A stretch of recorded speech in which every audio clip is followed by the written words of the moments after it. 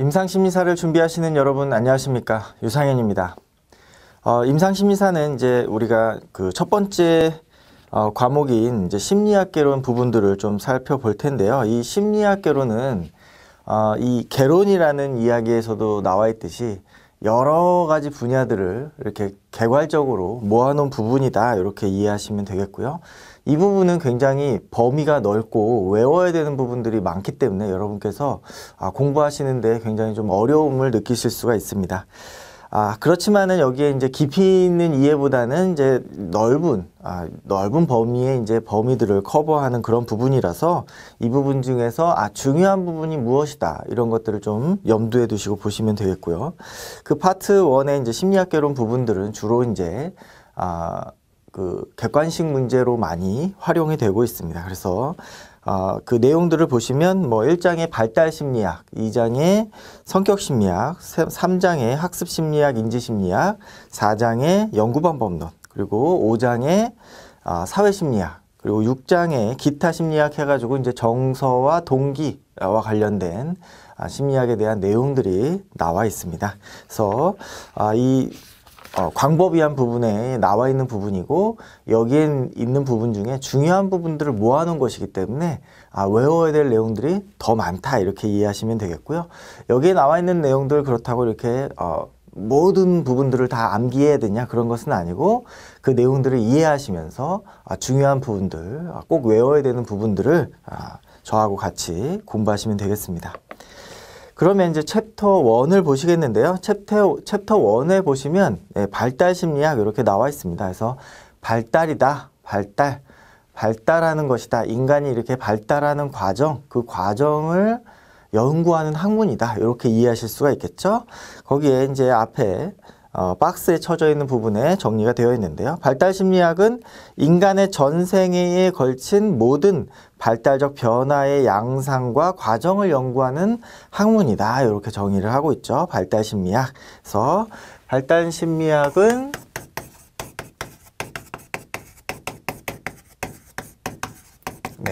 발달심리학은 발달을 연구하는 학문이다, 이렇게 이해하실 수가 있겠고요. 심리다라고 하는 데서 인간의 발달을 연구한다, 이렇게 이해를 하실 수가 있겠죠. 그래서 전생애, 전생애라는 것 자체가 인간을 의미하는 것이죠. 인간의 생애를 이야기하는 것이죠. 인간을 대상으로 한다. 인간을 대상으로 한다. 전생애에 걸친 발달 과정을 연구한다. 그런 학문이다, 이렇게 정리하시면 되겠고요.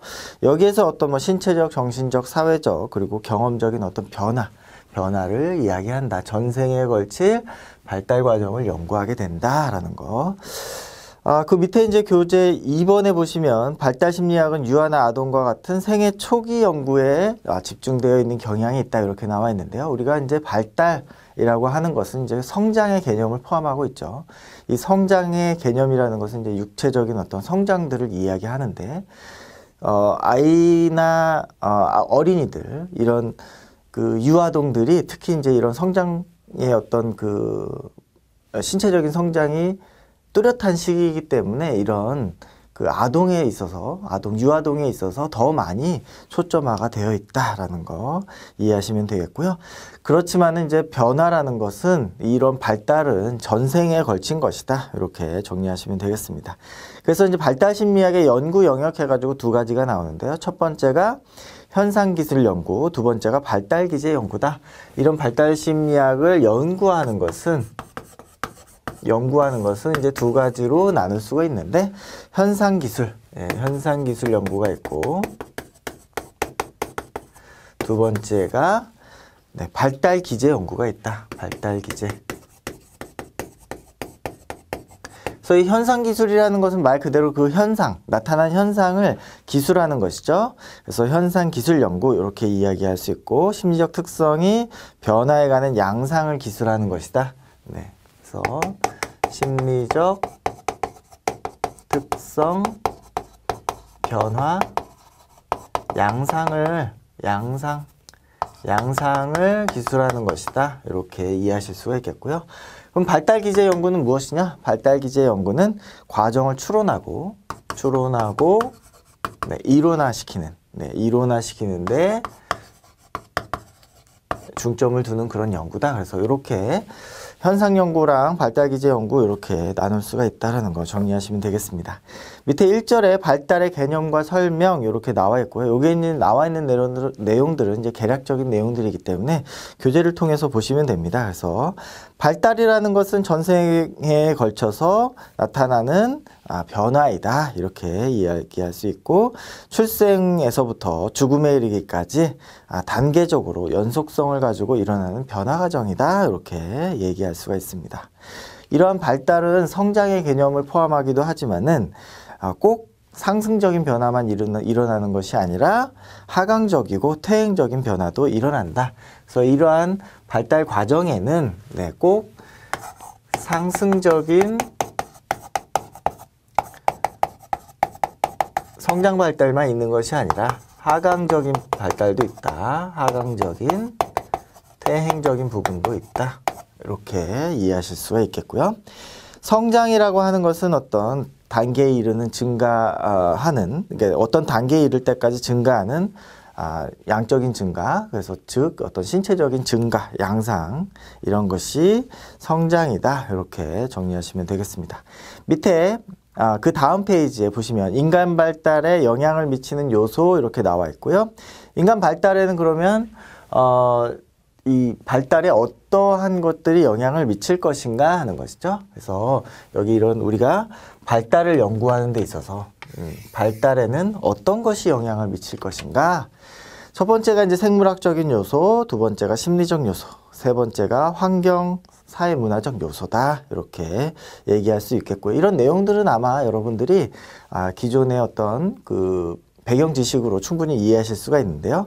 생물학적 요소라고 하는 것은 이제 기질이나 유전적 요소들을 이야기하는 것이고요.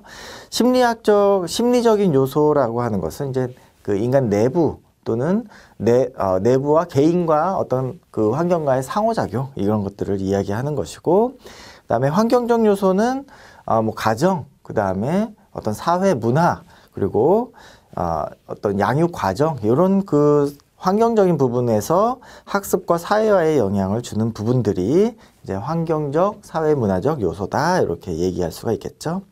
그래서 이 생물학적, 심리적, 그리고 환경적, 사회 문화적 요소들은 인간의 어떤 발달에 있어서 굉장히 많은 영향을 준다. 그래서 인간의 발달을 우리가 그림으로 그려보면 여기에 유전적 요소, 생물학적 요소,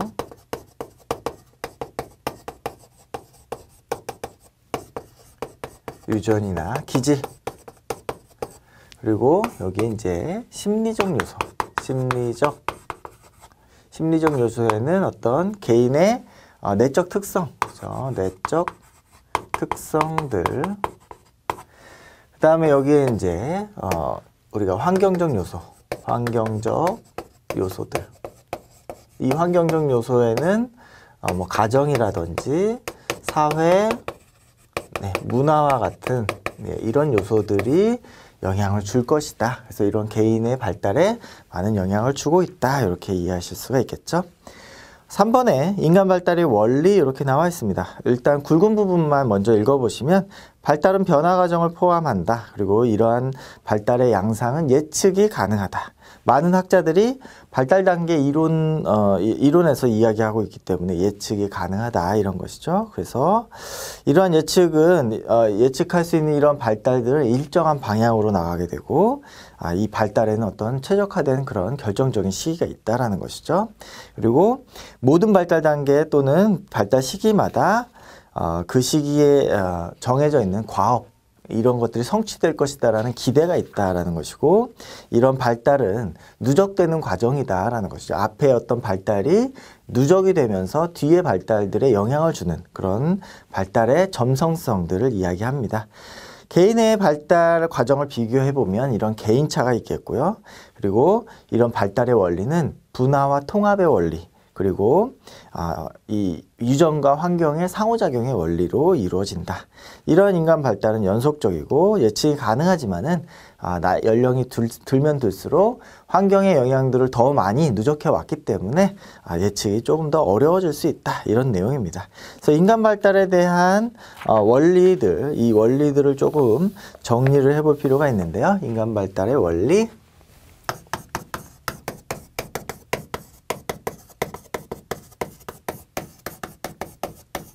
네, 교재와는 순서가 조금 다를 수 있겠습니다. 설명하는 내용으로 보시면 되겠고요. 첫 번째로 인간 발달이라는 것은 변화 과정을 포함을 한다는 것이죠. 변화 과정이라는 것이고, 이러한 변화 과정은 어떻다? 네, 방향이 있다. 어떠한 일정한 방향성을 갖는다. 일정한 방향성을 갖는다. 이러한 방향성을 갖기 때문에 어떻다? 예측이 가능해진다. 예측이 가능하다. 그리고 이러한 변화 과정들은 연속적인 것이다. 연속적인 것이고, 연속적인 과정이고, 그리고 이 과거의 어떤 발달들, 이전의 발달들이 이후의 발달에 영향을 주는 점성성을 갖는다. 네, 점성성을 갖는다. 이러한 점성성을 가지고 있는 이런 인간의 변화 과정은 일정한 방향으로 예측이 가능하지만은 개인적인 차이가 있고, 개인차가 있고, 네, 연령이 지속될수록, 연령이 많아질수록 예측 가능성은 떨어지겠다라는 거 정리해 보실 수가 있겠죠. 이러한 인간 발달의 원리들은 분화와 통합의 원리, 통합을 통해서 이루어질 것이고, 이것들은 유전과 환경의 상호작용으로 이루어진다라는 거 기억하시면 되겠습니다. 이러한 인간의 발달에 있어서는 인간의 발달들은 어떤 결정적인 시기가 존재하고, 이러한 시기들이 최적화된 시기가 존재하기 때문에 사회 속에서 인간한테 그 각 단계마다 이루어지는 그 과업에 대한, 그 단계에서 이루어질 수 있는 과업에 대한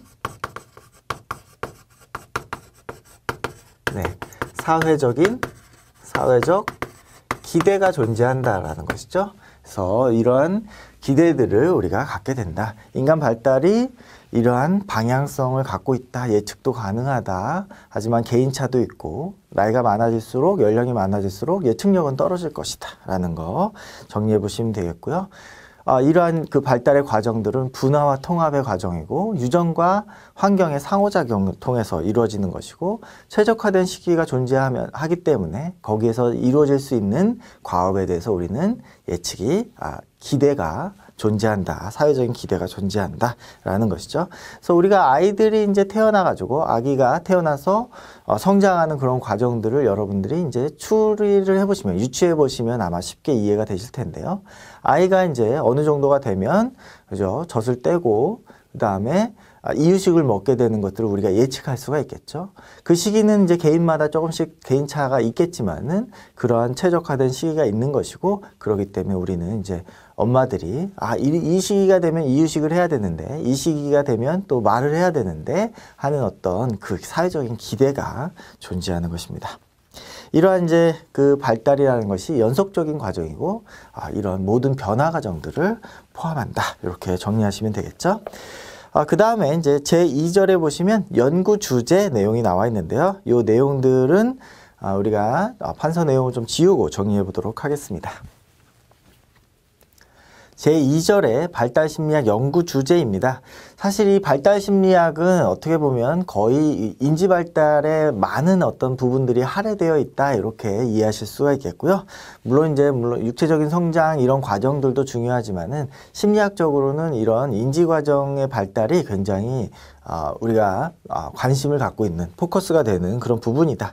그 중에서도 이제 피아제가 이야기하는 인지 발달 이론들은 우리가 굉장히 많이 활용되고 있기 때문에 여러분들이 꼭 기억을 하셔야 되겠습니다. 그래서 피아제의 인지 발달 이론들을 이 발달 이론에서 가장 중점적으로 보아야 되는 그런 부분이다. 이렇게 이해하시면 되겠죠.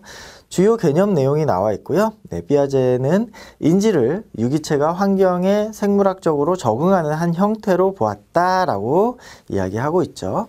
그래서 피아제의 인지 발달 이론, 인지 발달 이론에 대해서 조금 먼저 살펴보죠. 주요 개념에서 인지가 무엇이다? 인지가 어떤 것이다? 인지가 바로 유기체가 환경과 상호작용하는 것. 인지가 유기체가 환경과 상호작용하는 적응 과정으로 보았다. 적응 과정. 인지 발달이라는 게 적응 과정이다라는 것이죠. 적응 과정. 어떤 적응 과정? 개인이 환경과 상호작용하는 데 있어서 적응하는 과정을 인지 발달로 보았다. 이렇게 이해하시면 되겠고요.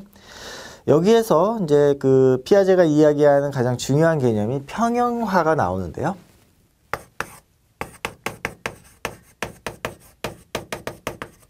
첫 번째가 이제 평형화가 나옵니다.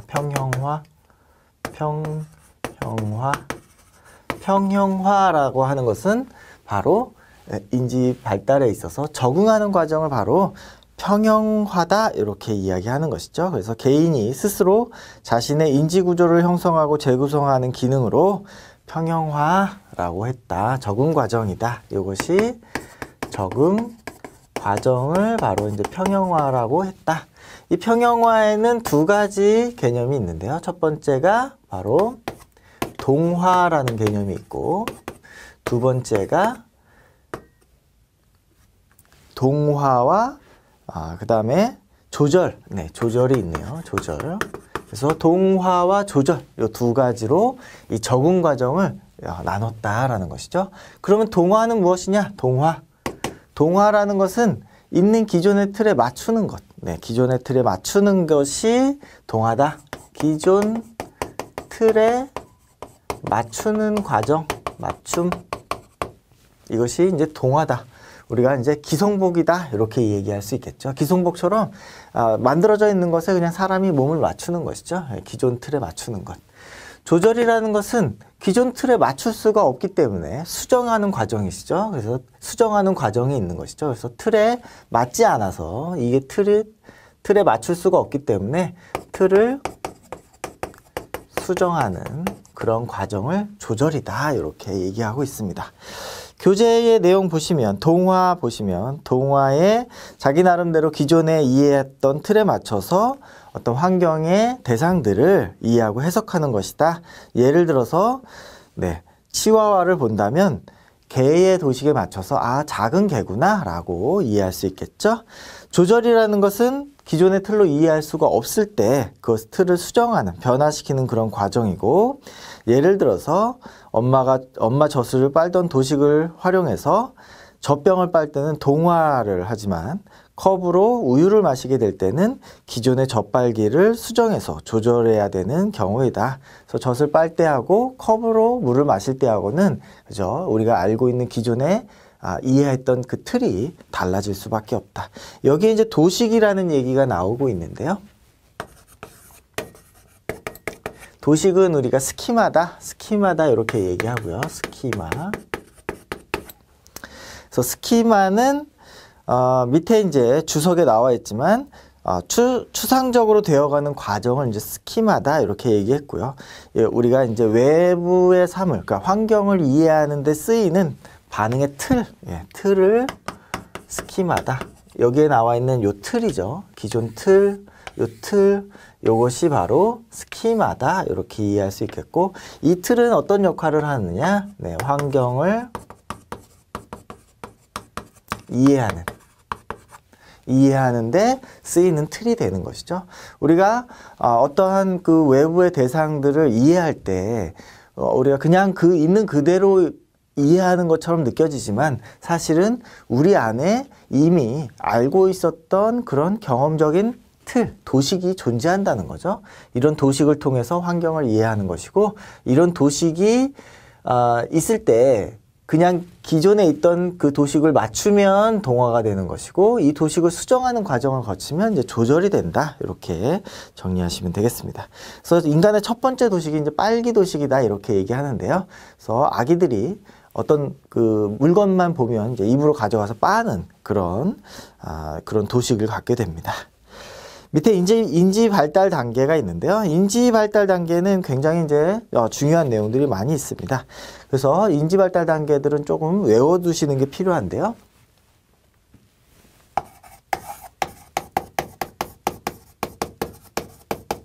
네, 인지 발달 단계는 여기에 별도로 좀 구별을 해서 항목을 좀 나눠보겠습니다. 인지 발달 단계는 4가지 단계로 이루어지는데요. 그것은 이제 감, 전, 구, 형이다. 이렇게 이해를 하고요. 그래서 감에 해당하는 거, 감각 운동기이고요. 감각 운동기, 그다음에 전조작기, 구체적 조작기, 형식적 조작기 이렇게 얘기합니다. 그래서 감각 운동기가 0에서 2세까지, 그리고 전조작기가 7살까지, 그리고 구체적 조작기가 12살까지, 그리고 형식적 조작기가 그 이후다. 이렇게 얘기를 합니다. 그래서 그 연령도 조금 나눠서 기억을 해보시고요. 감각 운동기, 전조작기, 그 다음에 구체적 조작기, 형식적 조작기. 여기는 이제 요 2단계는 조작기인 것이죠. 조작기. 여기를 나눠보시면 전조작기는 조작하기 전 단계인 것이죠. 그래서 조작이 아직 안 된다. 이 조작이라는 것은 결국에 논리적 사고를 이야기합니다. 그래서 논리적 사고가 가능해지는가, 가능해지지 않는가에 따라서 이렇게 나눠지고 있고요. 그 중에서도 구체적 조작기, 형식적 조작기. 구체적인 내용만 논리적 사고가 가능한 것. 형식적 조작기, 추상적인 내용도 조작이 가능해지는 그런 시기가 되겠죠. 그래서 우리가 인지발달 단계, 요 4단계에 대한 내용도 좀 구체적으로 살펴보겠습니다. 그 다음 페이지를 보시면 인지발달 단계 이제 표로 정리가 되어 있고요. 첫 번째 감각 운동기입니다. 0세부터 2세까지의 그 유아들을 대상으로 하는 그런 시기가 되겠죠. 유아가 외부 세계에 대한 어떤 빨기나 쥐기와 같은 그런 신체적인 행동 양식을 조직화하는 그런 단계다. 그래서 감각 운동기다. 그래서 감각과 운동을 체득하는 그런 시기가 이제 감각 운동기다. 이렇게 얘기하고 있고요. 감각 운동기 좀 정리를 해보도록 하겠습니다.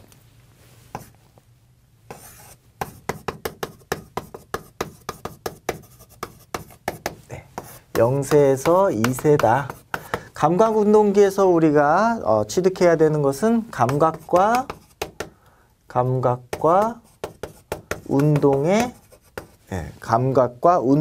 행동 양식을 체득해야 되는 그런 단계이고요. 여기서 이제 굉장히 중요하게 우리가 살펴봐야 되는 것이 대상 영속성을 체득을 해야 된다. 대상 영속성이라는 것이 무엇인가? 대상 영속성. 교재에도 나와 있는데요. 이제 대상 영속성이라는 것은 결국에 그 대상이 없어지더라도 그것이 진짜로 눈에 보이지 않기 때문에 없어진 것이 아니라 있다, 존재한다 라고 하는 그런 믿음이 이제 대상 영속성이겠죠. 그래서 어떤 대상이 시야에서 사라져도 존재가 소멸되지 않고 살아있다는 것을 이해하는 것. 그죠? 시야에서 사라진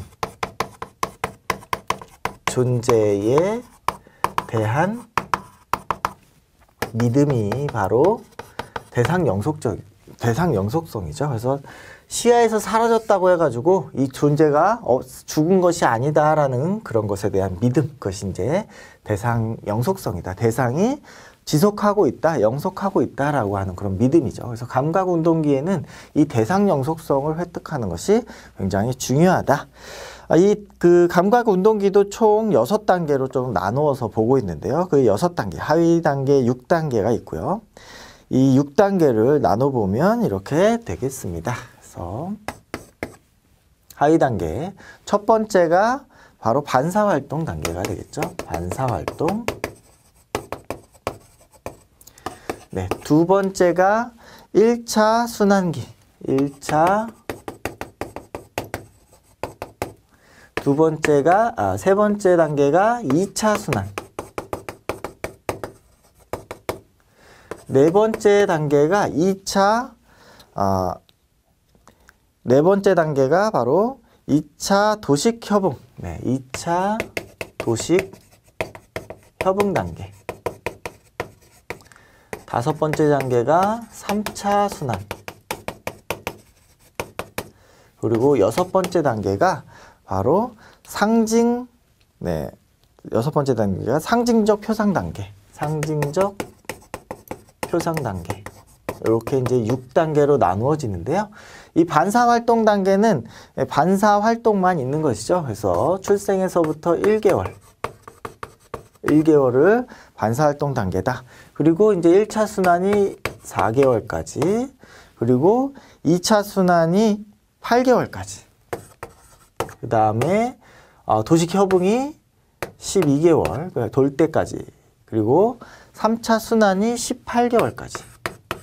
그리고 상징 표상이 24개월. 이렇게 이제 개월수를 좀 구분해서 보고 있습니다. 거기 이제 교재를 보시면 그 첫 번째 이제 반사활동 단계에서 이제 좀 우세하는 것이 이제 빨기, 쥐기와 같은 그런 도식이죠. 그래서 빨기. 그래서 젖을 먹어야 이제 생존할 수 있기 때문에 빨기 도식이 있다라는 거 기억하시면 되겠고요. 이 1차 순환 반응에서는 이제 우연 경험을 반복하는 그런 단계가 되겠습니다. 반사활동 단계에서는 빨기 도식이 우세하고, 그 다음에 1차 순환 반응에서는 우연히 경험한 것을 반복하는, 우연을 반복하는 그런 단계가 되겠죠. 2차 순환 반응에서는 1차 순환 반응의 관심이 자기 내부의 만족을 위한 것이라면, 이 2차 순환 반응에서는 외부의 어떤 그 환경에 흥미로운 사건을 발견하게 되는 것이죠. 그래서 이 외부 사건에 대한 발견하는 그런 단계가 되겠고요. 자, 4단계 2차 도식 협응을 보시면 이 의도적인 어떤 행동들을 하게 되는 이런 시기가 되겠죠. 이 시기에 8개월에서 한 12개월, 그죠? 돌 정도 되는 그런 아이들이 자신의 어떤 결과를 얻기 위해, 내가 뭐 원하는 그런 목적을 이루기 위해서 의도적인 행동을 하는 그런 단계가 되겠고요. AB의 오류가 나타난다, 이렇게 이야기하고 있는데, AB의 오류라는 것은 이제 그 A라는 장소에 무엇이 있다라고 기억했을 때, 그것을 이렇게 모르게 옮겼을 때 그것이 여전히 거기에 있다라고 생각하는 그런 오류가 되겠죠. 그래서 A에 숨겨진 물건을 B로 옮겨도 A에서 찾는 그런 오류가 이제 AB 오류다, 이렇게 얘기하고 있고요. 그래서 4단계 내용 보시면 여기에 이제 의도적인 행동이 나타난다, 의도적 행동이 나타나고, 그리고 AB의 오류가 발생한다, 이렇게 정리하실 수가 있겠고요. 3차 순환, 3차 순환에서는 외부 탐색을 계속하는 것이죠. 그래서 실험적인 탐색적 접근이 이루어지는 그런 단계다. 탐색적 활동이 나타나는 그런 단계다. 그래서 18개월 정도까지 그런 단계가 나타난다. 그리고 AB의 오류에서 이제 벗어난다라는 것이고, AB 오류 없어진다라는 것이고, 상징적인 어떤 표상 단계에서는, 상징적 표상 단계에서는 스스로 이제 상징을 만들어서 생각할 수 있는 것이죠. 그래서 어떤 아이한테 그 인형한테 어떤 의인화를 시켜서 자기 아이나 동생이다 라고 얘기하는 것처럼 상징을 활용이 이제 가능해지겠다, 이렇게 정리할 수가 있겠습니다. 그래서 감각운동기의 이제 하위 6단계가 이렇게 나누어진다는 거, 그리고 이제 개월수하고 어떤 특징들이 있는지 요것들을 좀 정리하시면 이 감각운동기의 내용들을 좀 구체적으로 요약해서 보실 수가 있겠습니다.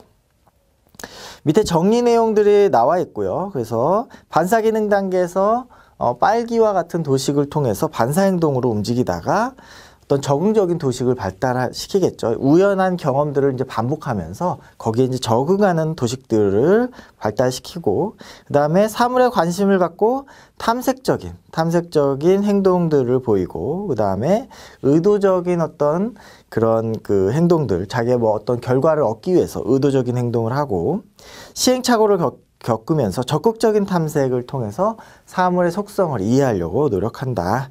그리고 이세경에서는 2살 정도가 되면 내재적으로 표상하는 어떤 상징적인 표상 단계에 가게 된다. 그래서 이제 그 정리된 내용들을 좀 살펴볼 수가 있겠습니다. 여기까지 보시면 이제 우리가 삐아제가 이야기하는 인지도식 발달 단계가 감전구형이다. 그 중에서 우리가 감각운동기에 대한 내용들을 좀 살펴보았습니다. 우리가 이제 다음 강의에서는 이제 전조작기에는 어떤 내용들이 좀 이루어지는가, 그 내용들을 정리해 보도록 하겠습니다. 수고하셨습니다. 감사합니다.